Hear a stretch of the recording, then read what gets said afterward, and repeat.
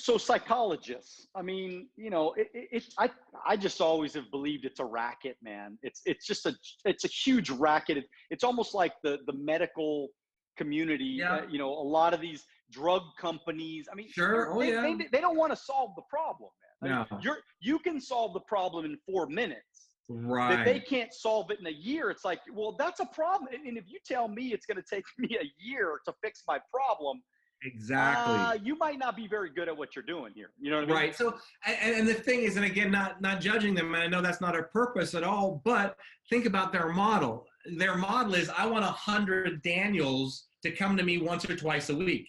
Right. Now, what I do is I'm looking for 100 Daniels that I can knock out in a heartbeat and go get another one. That's a really hard model because it's like selling vacuums. I'm looking for the next person all the time, you know? Right. It's a lot harder model, and I just don't like it. Now, I do have a model like that for corporations or business because things are always changing and they're always bringing me on for continual consulting, et cetera, et cetera. But no, there's a lot of that is a racket, you know, because their goal is to see how long I can keep you and get as many of you as possible. Yeah. I mean, I've always thought about, I mean, the drug companies, why would they give you the pill to solve, that issue? Because Right. if they eliminate that issue, that eliminates billions and billions of Huge, dollars. And huge. I mean, just huge money. So look, I mean, when you hit, like, what was that lowest moment for you? Well, even you were just talking 10 years ago, you had a change in your life. What was that rock bottom, and how did you change? And how did The you rock turn that bottom around? is honestly a suicide. I was very suicidal. I mean, me leaving that cult was more difficult than my father being murdered and my wife telling me my baby's not mine. That's how intense it was. I mean, just Wow. think about that. I mean, so it threw me for a loop. I had to borrow. I remember borrowing $75,000 on credit cards to keep my business from functioning. I never realized it would be as difficult as it was. When somebody, when it would be like me just taking you right now, Daniel, and saying, here's the deal. I'm going to pick you up. I'm going to put you into another country. You will never talk to your family and friends again, nor will they try to reach out to you. And all your finances that you have are gone, and you're now in debt. You start from scratch. So I was $350,000 in debt, lost everything. Massive. So what was step number one for you, like, on the comeback? What was step Number one for one you? was before, a little bit before. I knew I was going to make this decision. So what I did, I only had 3 friends outside of the religion. Really was 2. So I said to those 2 people who are my friends to this day, one used to be in that cult and another one is still a friend today. I said, look, I'm going to make a massive decision. And the decision is I'm going to leave my wife who's a fanatic, and I'm going to leave this religion, and I'm going to need some help. And no man is an island, and the time to get help is before you need it. I knew I was going to need to rely on somebody. I did not know it was going to be this challenging. So 3 years later, losing everything, I'm looking at my life. I'm $350,000 in debt, and nothing is changing. So I said, as we all know, the definition of insanity is doing the same thing over and over, expecting different results. And I said, Gary, something's got to change. And I was too prideful to go bankrupt. So what I did, I told my team, I said, look, I'm going to put everything that I own at my home in storage, and I'm going to go out on the road for however long it takes to overcome this. And I lived on the road in hotels for over 3 years and 3 months. It was one of the most difficult times of my entire life. And I literally lived in hotels for 3 years, every day, traveling all over the world. And I would go in and I would do free presentations, and I would walk out making sales. And that's how I honed my speaking ability. And that's how I honed my sales ability. And I would never, ever, ever hope to God I'd ever have to do that again. And so when you think about, passive income, because I talk a lot about passive income, and a lot of the people that are listening to this right now, they're trying to figure out, how do I build passive income? Why is it so important for us to build in streams of different incomes? So I'm sure you have, and you have now multiple streams of income coming in, whether you work or you don't. How important is that for people to think about that? Well, as I get older, I realize I'm getting older. So number one, it's so important. And this is something that because of the cult, they're always preaching the end of the world is. So I am behind 40 years because to save money and bank money for the future means you're lacking faith.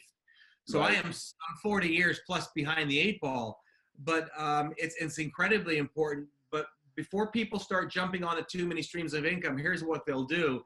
They'll be a master at none, and they'll just like the ego by saying, I have several streams of income, none of which makes any money worthwhile. So get something you're good at, take that money, save that money, learn to invest that money. Once you have that figured out, then slowly start dripping into other things. So one of my things I'm working on starting, I've had several businesses in the past. I'm working on starting another business in aviation. I'm fascinated and been in aviation for years, as you know.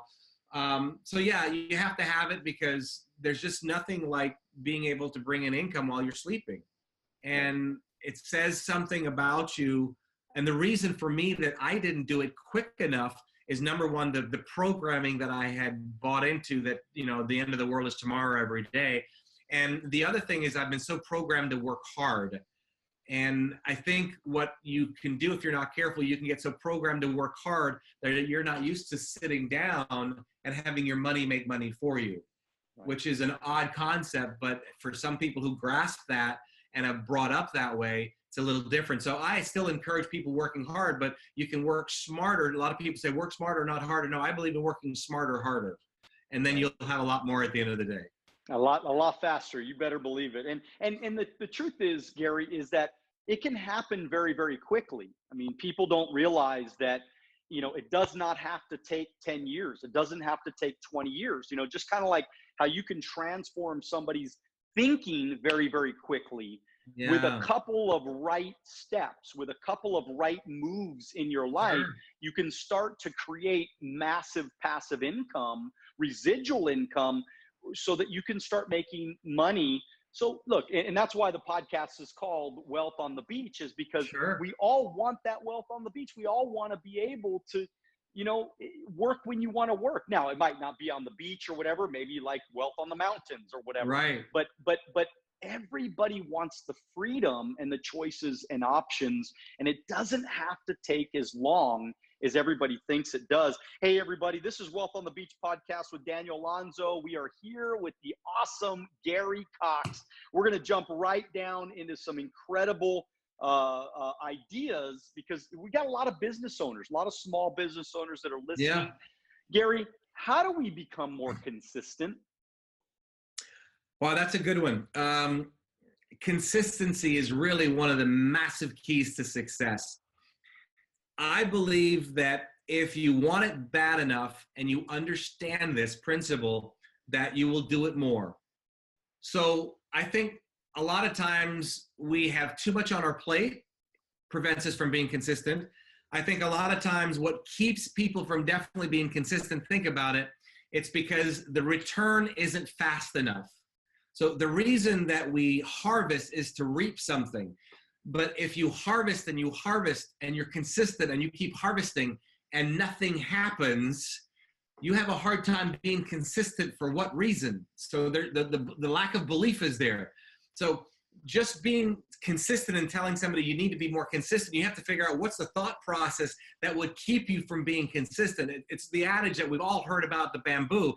For years and years, it takes on water, but it does nothing for years. And all of a sudden it grows an inch a freaking day. And that's the type of consistency that you have to have. So if you're not consistent, when you feel like you should be doing this consistent thing and you're not doing it, shut up and be honest with yourself and say, okay, Gary, what's the real reason here? What's the real reason that I'm not doing this?